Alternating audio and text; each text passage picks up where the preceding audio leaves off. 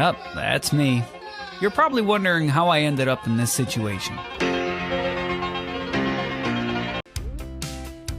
Hello guys, this is your boy Kulot Kalikot of Nurse Auto Mechanic and welcome to my channel. Facebook channel pala. Try not to move a muscle because this is my first official day of my vlogging. Try lang natin. Tapos, if it doesn't work, then at least we tried. Kaysa naman pag matanda na tayo, dun pa tayo mag-isip na what if. Ito ang linyahan sa mga love story movies. Mga bading. Anyway, the reason why I'm doing this vlog is to have a personal growth within myself and not to brag or motivate people but to inspire people because I was born with purpose. But then, syempre, uunahin ko muna sarili ko bago ibang tao. Once na matulungan ko na sarili ko, then tutulong na ako.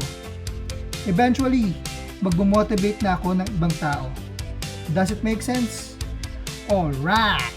I'm currently based here in New Zealand and 3 years in counting. Nagtatrabaho bilang nurse at nag-aaral maging auto mekaniko. Being a nurse is my profession, but becoming a mechanic is my passion. Tara let's join me with my new journey in life to become an auto mechanic. I am heading to the school at that moment.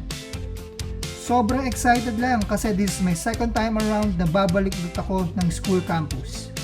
New faces, new environment, and challenges. And of course, heaps of opportunities will come. In able to build my own empire, I need to start from scratch. Hindi pa huli ang lahat para sa akin. Kapag may passion ka sa buhay, tuloy mo lang at walang sino man ang pwedeng humadlang. Keep on fighting in life dahil at the end of the day, ikaw lang din ang mag-aangat sa sarili mo. And be the enemy of yourself. Compete within yourself, and my goal is to beat myself. And there's no need to compete with others. Dapat hihigitan mo yung expectation mo sa sarili mo. Let's start the new year with a bang. Lagi ko pinagdadasal sa Diyos na ipanalo niya ako lagi sa laban. Pero di niya binibigay ang mga hiling ko. Pero na-realize ko, tinuturuan niya lang ako na huwag sumuko sa laban. At ayun yung tunay na tagumpay. And I do believe that the first step is always the hardest. We do have only a borrowed time dito sa mundo. At ang tanong, ano ang pwede mong iwan dito?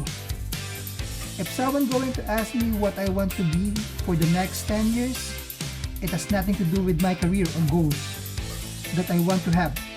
Just as simple as this. I want to be remembered by the people that I love, my wife, with all my heart, and I was able to raise my kids based on my full extent of my abilities. And this is the reason why I'm still breathing. Alright! If you love this video journey of mine, kindly like, follow, and subscribe. See you on my next vlog. Mabuhay kayo ng 500 years. Bagadang!